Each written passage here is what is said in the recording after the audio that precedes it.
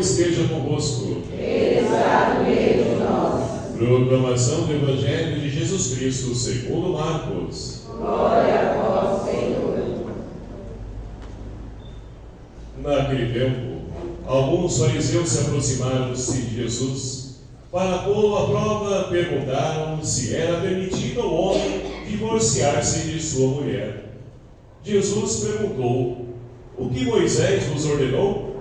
Os fariseus responderam: Moisés permitiu escrever uma certidão de divórcio e despedi-la.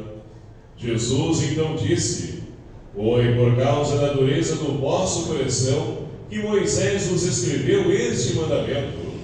No entanto, desde o começo da criação, Deus os fez homem e mulher. Por isso, o homem deixará seu pai e sua mãe, e os dois serão uma só carne. Assim, já não são dois, mas uma só carne. Portanto, o que Deus uniu, o homem não separe. Em casa, os discípulos fizeram novamente perguntas sobre o mesmo assunto. Jesus respondeu: quem se divorciar de sua mulher e casar com outra, cometerá adultério contra a primeira.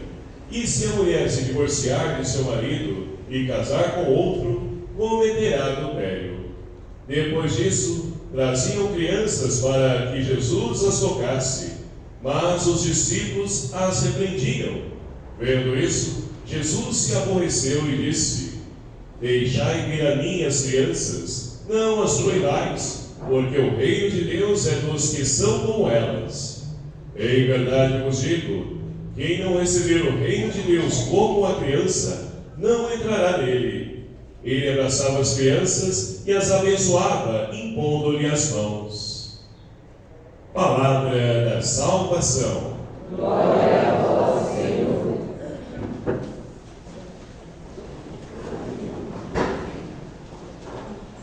Queridos irmãos e irmãs, louvado seja o nome do nosso Senhor Jesus Cristo. Para sempre seja louvado.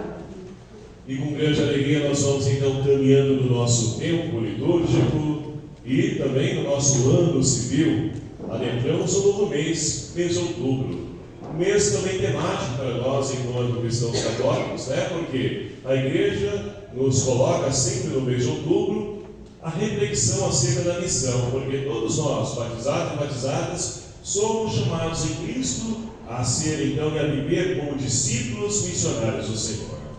E é muito interessante porque é necessário a gente compreender quando falamos de missão, porque logo vem à mente a gente ir viajar para lugares distantes, longe, e não é nada disso. Tanto que a padroeira das missões, Santa Teresinha do Menino Jesus, ela era então uma religiosa que vivia enclausurada, ou seja, ela não saía para lugar nenhum, e é a padroeira das missões. Por que isso? Olha, a palavra de Deus, e ainda mais nos tempos de hoje, onde então a questão das redes sociais nos ajudam também a evangelizar, a palavra de Deus não está acorrentada, a mensagem de Deus não está presa em um lugar.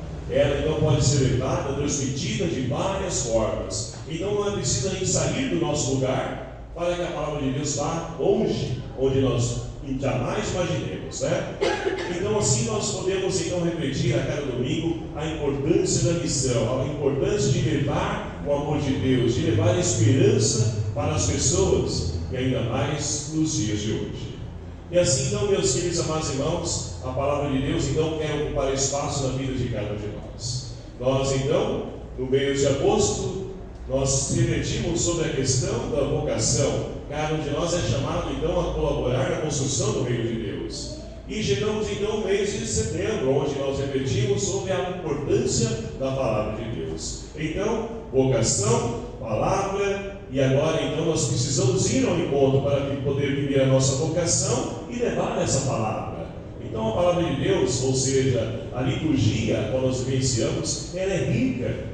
E muito nos enriquece ainda mais a cada dia, a qual então nós nos colocamos de coração aberto para poder acolher essa palavra. E é muito interessante porque para poder então ser um discípulo missionário do Senhor, é preciso nós então ir tocar numa chaga que é fundamental na história da humanidade. onde então falamos do relacionamento de homem e mulher, onde nós falamos do matrimônio. E é claro que a controvérsia do matrimônio está no quê? No divórcio. E olha só, para a gente poder então perceber que o divórcio não é algo atual dos dias de hoje apenas. Então, a primeira leitura aqui que nós ouvimos, desde já lá no tempo de Moisés, ou seja, 1250 anos antes de Cristo, já existia essa questão do divórcio. Então, hoje, para que a gente possa compreender como eu vou ser discípulo missionário, porque eu vivo uma situação que eu preciso ser resolvida na minha vida, no meu matrimônio, na minha vida enquanto cristão. Então, hoje a liturgia traz para nós essa temática que precisa ser falada, que precisa ser trabalhada. É triste porque muitas pessoas, elas então têm raiva da Igreja Católica, por quê? Poxa vida, o meu casamento não deu certo, a gente se separou, divorciou, e agora eu não posso comungar, isso, aquilo, outro, e muitas pessoas têm raiva da igreja. Então é preciso tocar nessa ferida para que a gente possa curar ela, e superada ela, nós possamos novamente voltar a viver, porque Deus quer vida, e vida é mudança para cada um de nós. Mas para isso é preciso superar e entender que aquilo que o próprio Jesus vai dizer, Deus criou homem e mulher para se unir, e daquilo que Deus uniu, ninguém separe. Mas nós vamos então refletir sobre isso hoje. É o tema proposto pela liturgia, a qual nós acabamos de ouvir. E para isso então, vamos olhar então para a primeira leitura de hoje, o livro do Gênesis, livro das origens. Hoje então, olha só, é muito interessante essa passagem. Eu gosto muito de trabalhar ela nos casamentos que eu assisto. Por quê? Olha só, Deus criou tudo e viu que tudo era bom. Mas com certeza Deus que conhece, sabe, conhece cada um de nós. Ele percebeu que Adão, ele estava se sentindo insatisfeito. Algo estava faltando na vida de Adão. E ali então, Deus sempre tomando a iniciativa, buscando sanar essa falta que Adão trazia dentro de si. O que vai oferecer para ele? Vai primeiro então dar autoridade para Adão, dizendo o seguinte para ele: olha, entre os animais, entre tudo que eu criei, faça o seguinte, dê nome a tudo e busque aquela que possa vir te completar. E aí a gente fica imaginando na cabeça da gente, imagine Adão chegando perto com a girafa, olhando assim, falando: opa, peraí, essa aí é alta demais, não deu liga, não senti nada, um elefante, enfim, todos os animais. Deus então concedeu essa graça e ele deu nome, mas não encontrou nenhuma companheira que lhe completasse. E Deus, que é bom, Deus que é perfeito, o que ele vai fazer? Vai fazer cair um sono profundo sobre Adão, ou seja, Adão dormiu, e ali então, ele adormecido, Deus retira na costela de Adão, ou seja, aqui do lado, e vai formar aquela que vai ser então a sua companheira inseparável, chamada Eva.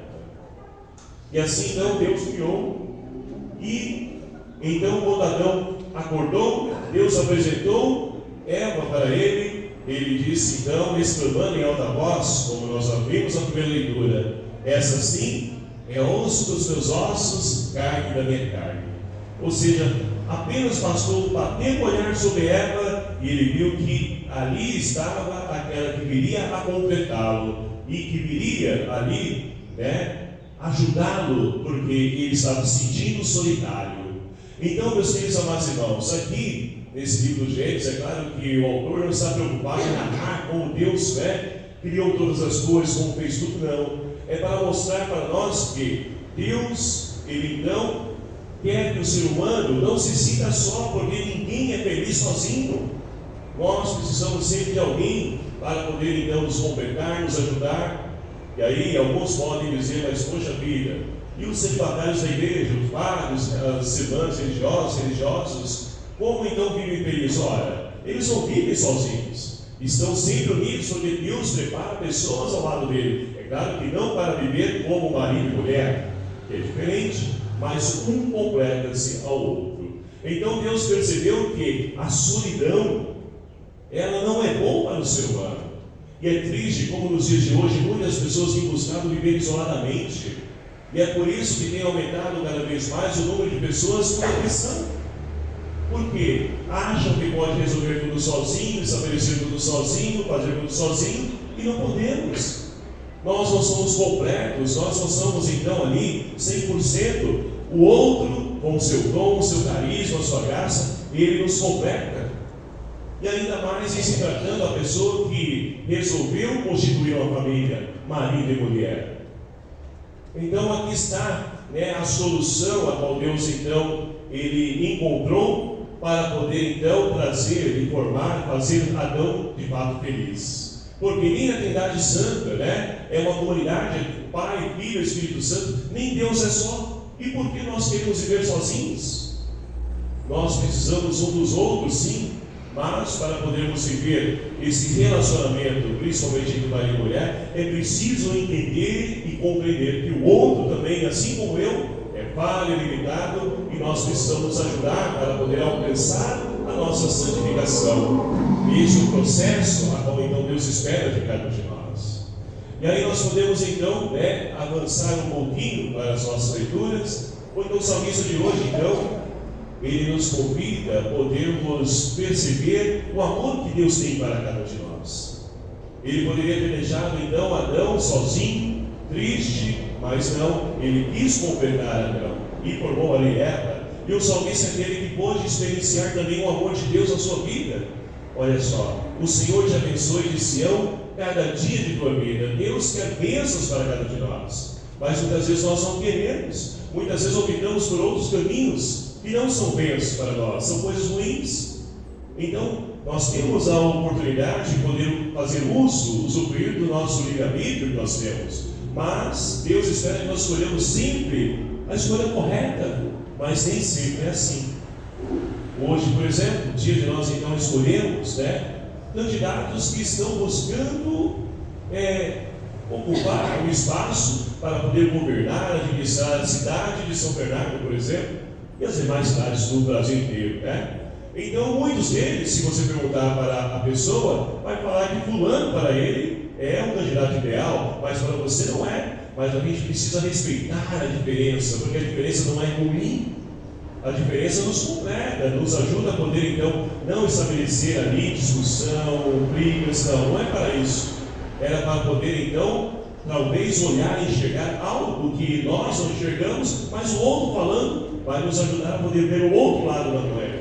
E nós poderíamos então assim enxergar, mas enfim, o resultado de tudo isso é a escolha de várias pessoas e aquele que tiver maior voto vai então assumir a administração. E o que nós esperamos? Que aquele que não é o meu candidato, que ele sofra? Não, porque sofre todos nós, mas que ele possa de fato cumprir o seu papel de administrar para o povo e com o povo. É isso que nós esperamos.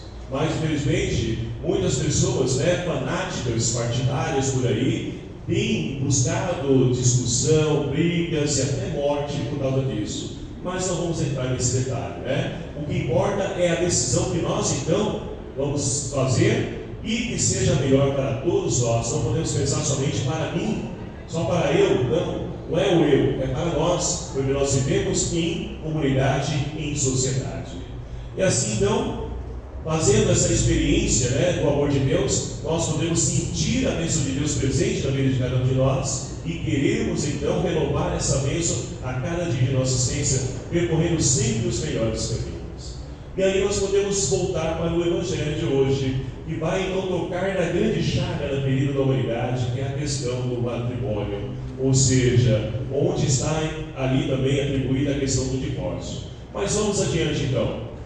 Então Jesus está caminhando sentido a Jerusalém, e olha só, Jerusalém é o lugar onde ele vai morrer, vai sofrer, e Jesus poderia ter percorrido um caminho maior, distante, longo, mas não, ele não foge do seu objetivo, da sua missão. Ele vai por Jerusalém adentro. E ali então encontra alguns fariseus que, olha só, Marcos é claro o objetivo, vai dizer o porquê que os fariseus buscaram Jesus. Eles procuraram Jesus, aproximaram-se dele para pô-lo à prova. E olha só, mais uma vez Jesus no seu impasse com as autoridades religiosas do seu tempo. E os fariseus vão perguntar para eles o quê?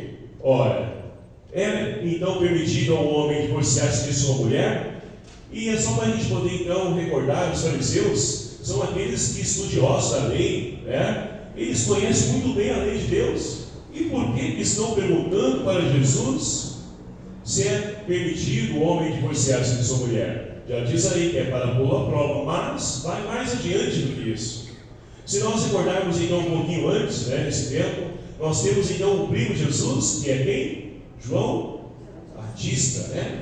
João Batista, ele então foi morto, decapitado, por quê? Porque ele então denunciou o rei Herodes, que ele estava então traindo, né? Ou melhor dizendo, ele estava traindo seu irmão, e porque ele estava contraindo ali uma união com a sua cunhada. E João Batista, ele foi incisivo e disse que não tinha permitido isso, não pode fazer isso.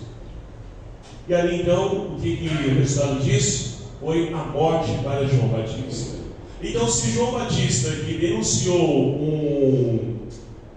um divórcio, ou seja, uma traição, ele foi morto, vamos então também pegar Jesus nessa mesma emboscada, porque se ele falar então que não é permitido, também ele vai ser morto, vai ter a sua cabeça decapitada. Mas Jesus, ele é fantástico nas suas respostas. E olha só o que ele disse então, né, para os fariseus. O que o Moisés então vos ordenou? Vocês conhecem o que Moisés ordenou? E aí os fariseus vão responder, olha, ele permitiu escrever uma certidão de divórcio e despedi-la. E Jesus vai novamente dizer: foi por causa da dureza do vosso coração que Moisés escreveu esse mandamento. No entanto, olha só, ele vai remeter a primeira leitura de hoje. Então, olha só,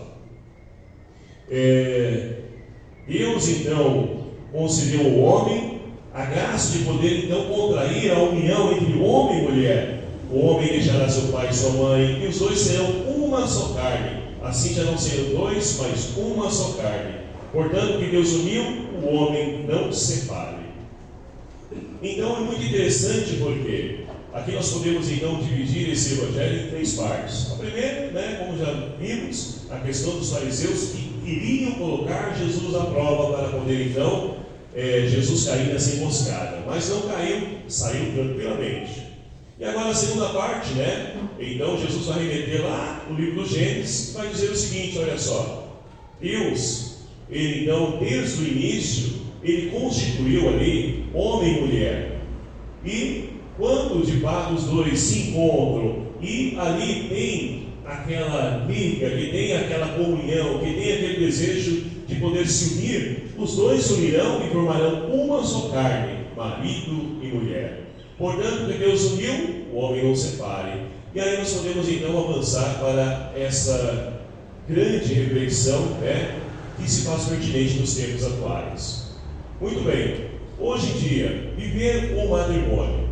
Muitas pessoas, então, quando vão se casar, ouvem muitas outras falar: nossa, você está louca, você vai fazer isso, mas por que casar? Não, vive junto, mistura lá, se der certo bem, se não der, amém, volta e cada um no seu canto.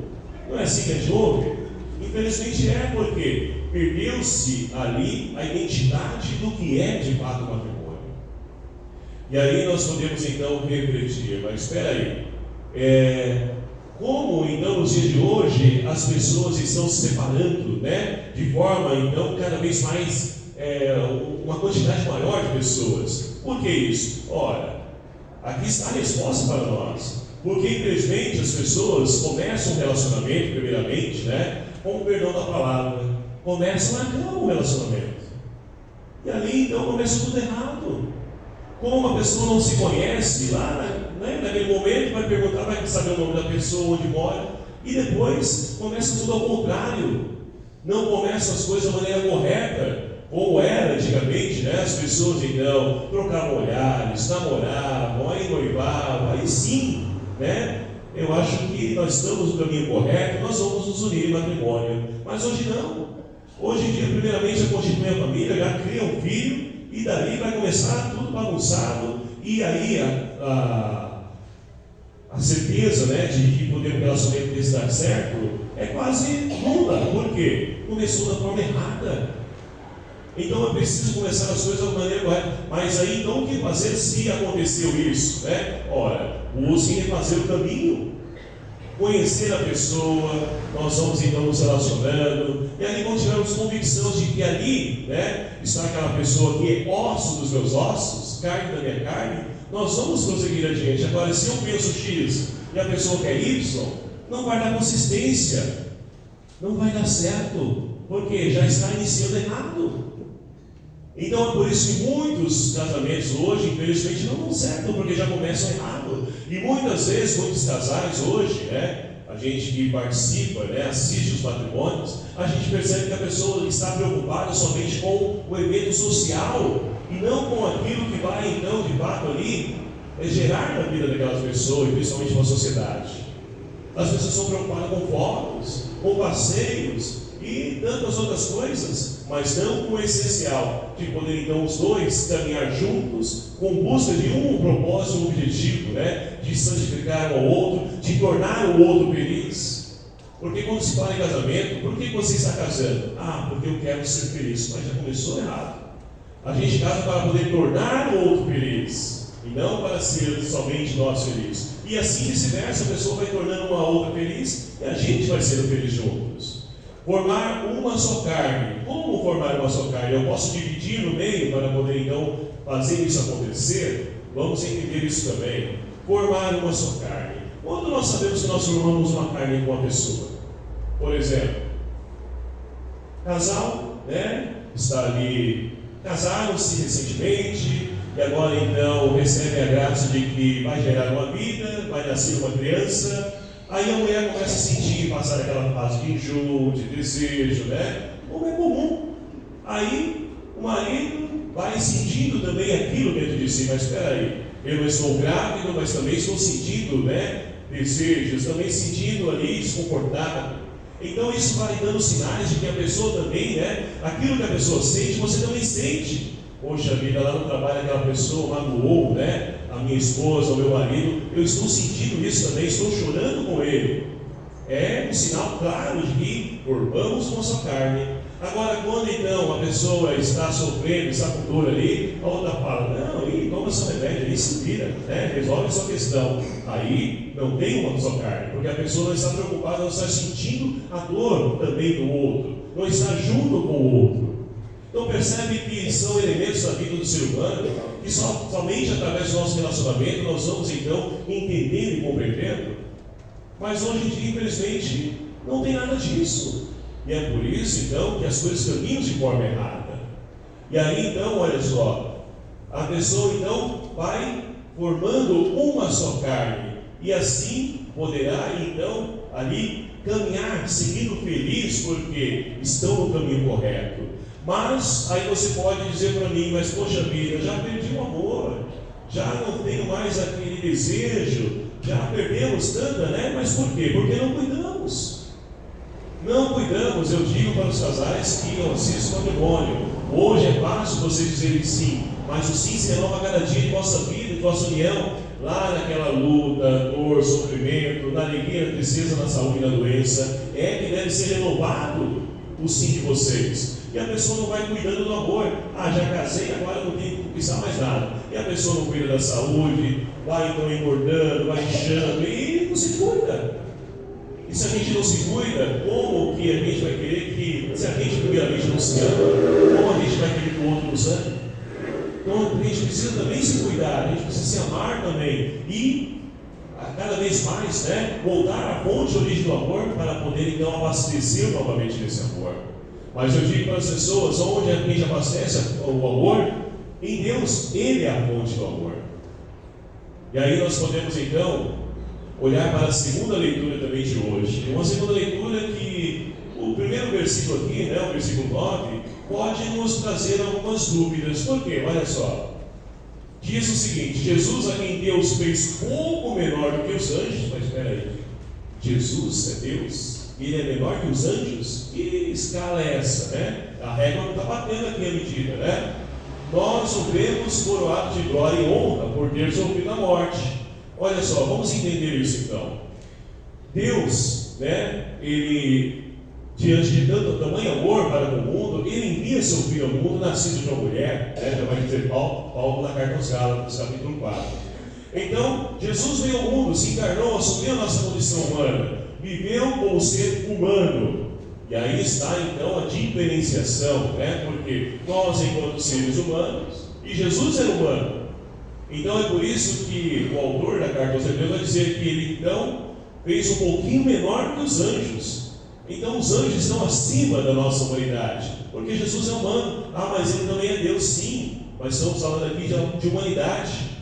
Jesus em tudo se fez semelhante a nós, com exceção do pecado. O próprio autor da carta aos Hebreus vai falar. Então, meus queridos amados irmãos, tudo isso para nos ajudar a poder entender que Deus amou tanto o mundo que Ele nos dá sempre o melhor, que é o seu Filho. Seu Filho é o melhor para o mundo. E nós, o nosso relacionamento marido e mulher, o que nós temos dado, oferecido para o nosso marido, para a nossa esposa, o que nós temos oferecido para ele ou para ela? Então, as bodas de Caná nos ensina, né, justamente isso. É um evangelho que eu gosto muito de trabalhar, né, nos matrimônios. Por quê?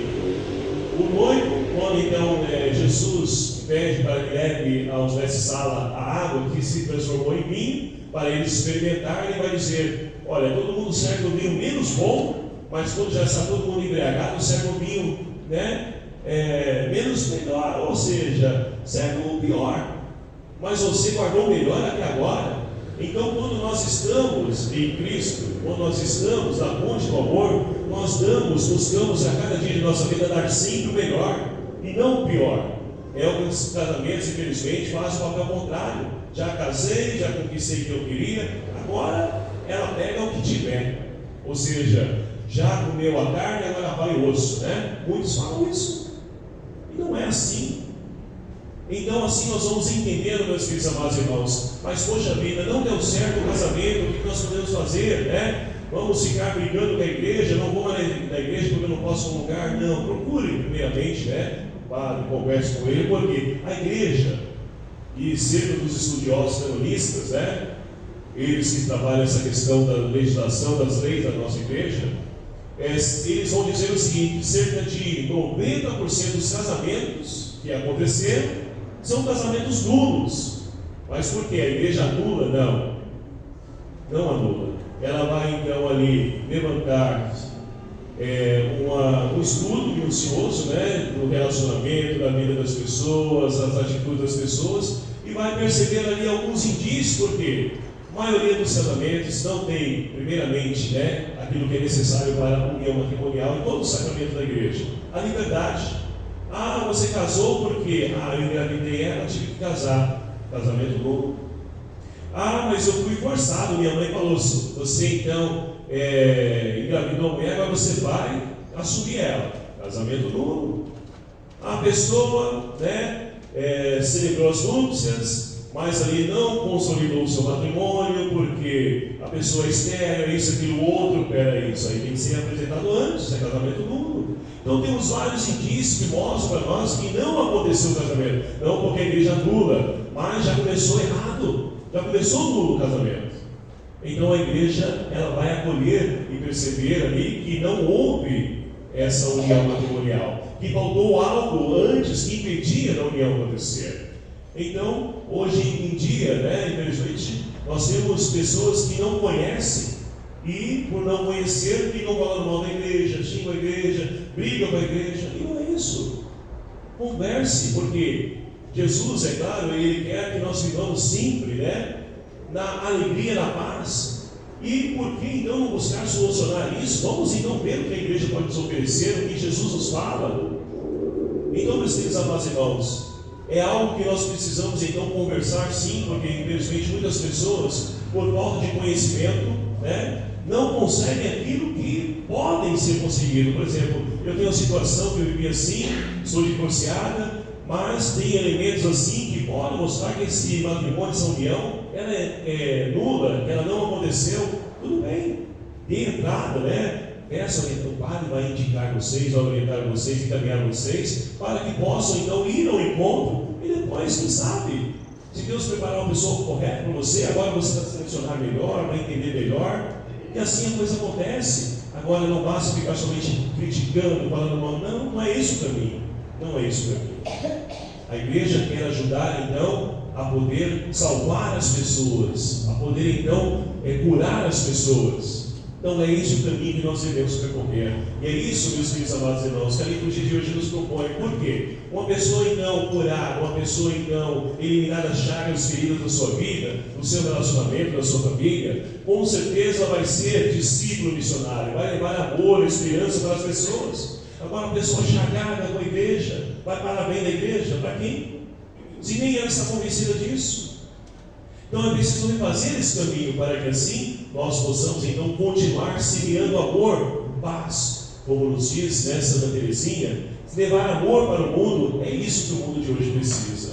Então, meus queridos amados irmãos, que nós possamos então regar esse amor em nossas vidas, para que nós possamos levar esse amor em nossa vida, e assim, com certeza, que nós possamos aquecer esse mundo com amor, mas não com amor humano, com o amor de Deus, que transforma a vida de cada um de nós, e principalmente de toda a humanidade.